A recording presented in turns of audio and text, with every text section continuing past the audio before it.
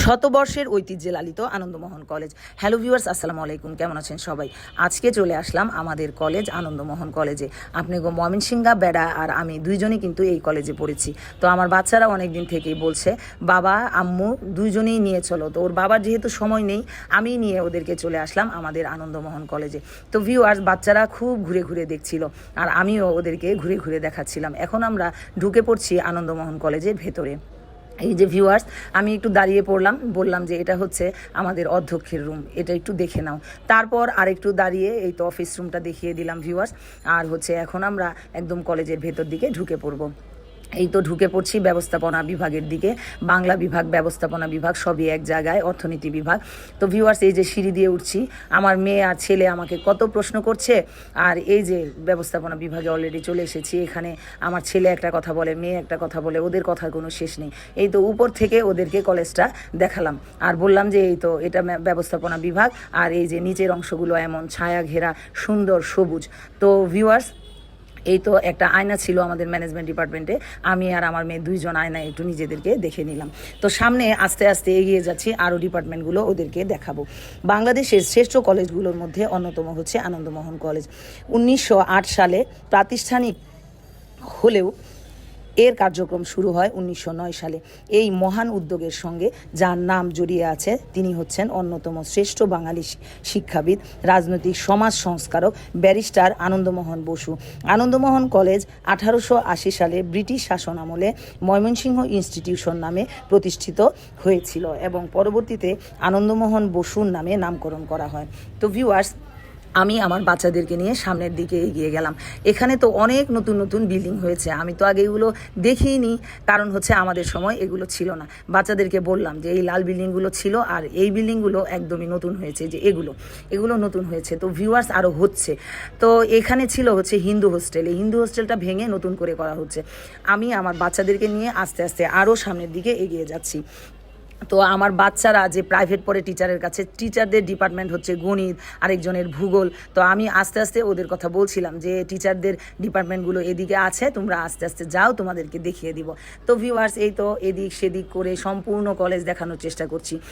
আমি 1999 সালে হচ্ছে এইচএসসি দেই, আর 99-2000 এই সেশনে হচ্ছে অনার্সে ভর্তি হই। 97-এ হচ্ছে আমার এসএসসি। তো ভিউয়ার্স, সেই আমলের কথা, ওই সময়ের অনেক স্মৃতি বিজড়িত এই কলেজ, অনেক স্মৃতি জড়িয়ে রয়েছে এই কলেজে আমার। আর আপনাকে ময়মনসিংহা বেটার সঙ্গে আমার পরিচয় হয়েছে অনেক পরে। তো ভিউয়ার্স, আমি প্রথম দিকে তাকে চিনতাম না, অনেক পরে তাকে চিনেছি।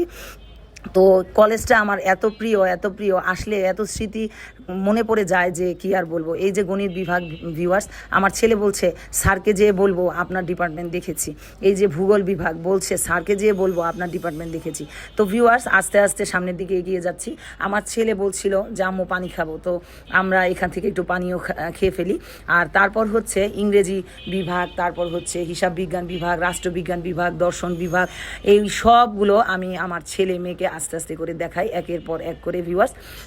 তারপর আস্তে আস্তে সামনের দিকে এক এক করে এগিয়ে যেতে থাকি। এই তো ভিউয়ার, সামনের দিকে এগিয়ে যাচ্ছি, আপনারা দেখেন।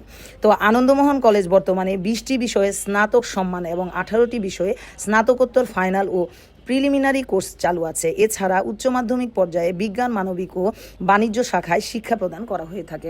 আমরা কিন্তু চলে আসলাম ছাত্রদের হোস্টেলের কাছে। আর ছাত্রদের হোস্টেলের এই যে এখানে এত চমৎকার পুকুর, এই পুকুর দেখে তো আমার বাচ্চারা অস্থির, বারবার বলছে আমি সুইমিং করব, আরেকজন বলে আমি সুইমিং করব। তো আমরা তিনজন মিলে খুব সুন্দর করে পানিতে হাত বুলিয়ে নিলাম আর পানি নিয়ে খেলা করলাম কিছুক্ষণ। আর এই তো এই পুকুরের পাশেই কিন্তু মসজিদ ছিল এই কলেজের, আর এই আপনারা দেখেছেন। আর ভিউয়ার্স, এই তো আমরা পানিতে হাত বুলিয়ে, আমার ছেলে বলছে আম্মু লাভ দেই, মেয়ে বলছে আম্মু লাভ দেই। এর মাঝখানে এই তো গাছ, পুকুরের সাইডে আমার ছেলে একটু অ্যাক্টিং করছিল, আম্মু আমাকে এভাবে একটু ছবি তুলো, কি ভালো লাগছে, বাতাসটাও লাগছিল একদম চমৎকার। তো ভিউয়ার্স, এই তো আমিও আমার ছেলের সঙ্গে একটু অ্যাক্টিং করছিলাম, করে দাঁড়িয়ে রইলাম কিছুক্ষণ, এত ভালো লাগছিল। আর এই যে আমার ছেলে মেয়ে দুইজন বসে অনেকক্ষণ পানিতে পা নাড়াচাড়া করেছে, আমিও কিছুক্ষণ ছিলাম।